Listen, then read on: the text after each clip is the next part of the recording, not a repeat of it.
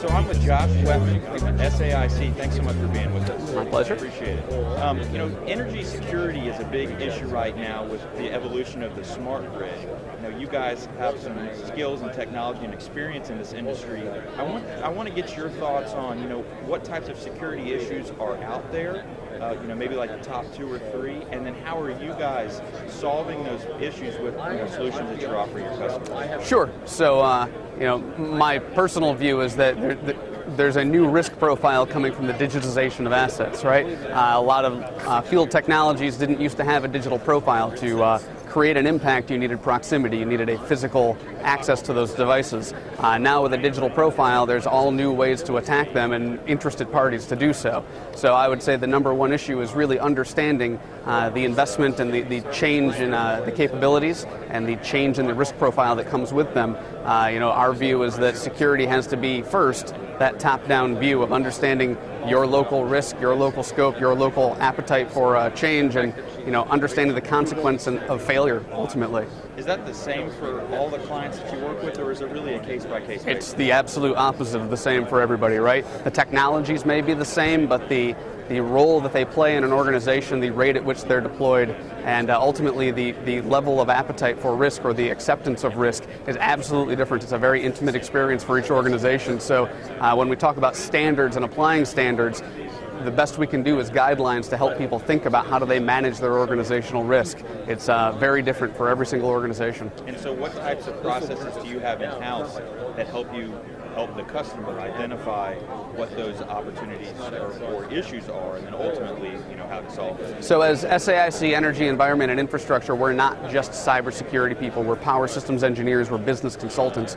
And so we have a very strong view of what are the new capabilities, what are the new value propositions that they bring, and what are the new risk profiles that they bring along. So what we find is we know better than many of our clients what the consequence of some of these investments are. So we're really helping to lead that conversation of what is the consequence of failure, what is the unacceptable outcome that has to be managed against, and ultimately how do you take standard cybersecurity processes, technologies, operational management procedures, how do you leverage those to manage against those personal risks and personal consequences?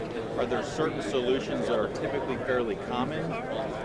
Yeah, I think you can separate them into the technical domain and the operations and management domain, right? On the technical side, everyone's going to apply encryption, everyone's going to apply access controls, and these things, you have to do those in a sensible way to manage risk, right? But we as an industry tend to over-focus on the technology, and we tend to over-focus on all of the work to get to day zero, right? To commission an asset that we can believe in to be secure. But the problem is this is going to be around for 25 years, right? So there's this whole, how do I maintain the efficacy of that security investment on day 3 and month 5 and year 7?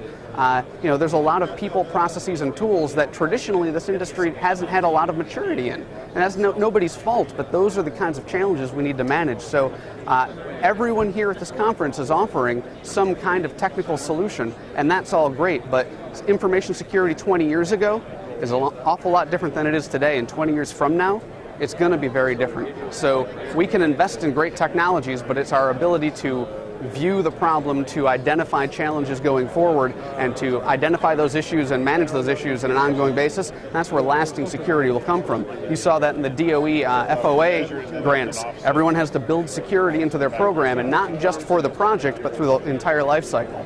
So I think there's starting to become a real acceptance that security is, we like to talk about technology and we get excited about technology, and as a technologist I like it as much as anybody, but the real lasting security and efficacy of investment comes from the operational life cycle on the other side. So we can't buy security from people, we need to integrate security into how we operate our new investment. Hey, let's talk about integration for a second. Okay.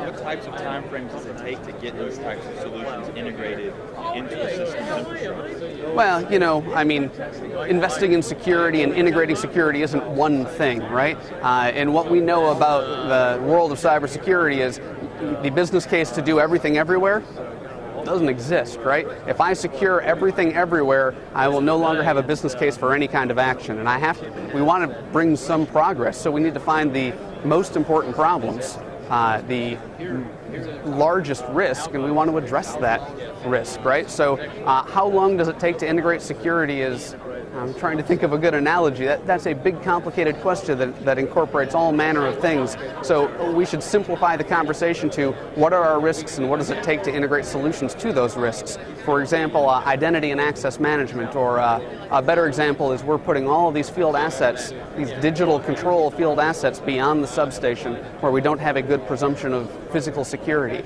So we need to be able to identify when someone's tampering with all these assets. That is an integrated security solution that we can bring forward to manage a real problem that has tractable impact on in a consequence of failure for these organizations. Cybersecurity is not a mystery, it's a process, right? It's a process of asking the right questions and applying the right best practices and leadership and concepts to solving the challenges that we identify, and everyone's challenges are a little bit different. NIST has put together a fine set of catalog of controls. The Department of Homeland Security has a catalog of controls. It's all a great amount of leadership for how we can go about solving certain kinds of problems. If you can layer on top of that the domain knowledge, what does it mean to generation, to transmission, to distribution, to metering, to home integration? If you ask those challenges and you identify those consequences, you know what parts of security catalogs to integrate in and what parts are either not germane, not worth the investment, or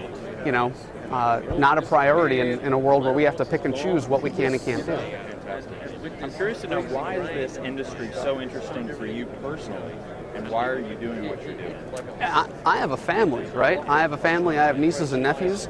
I want them to have the benefit of a modernized, secure energy delivery system in the future, right? I mean, this is something that's personal for me. I don't do this because it's good business. I do this because, I'm proud to get up in the morning and tell people, I made a little bit of a difference in the world today, helping, secure the future of energy.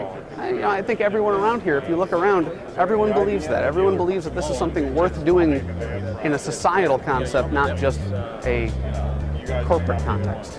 I appreciate so much you joining us today. Thank you very much for the feedback. Appreciate the experiences that you shared, and let's stay in touch. My pleasure.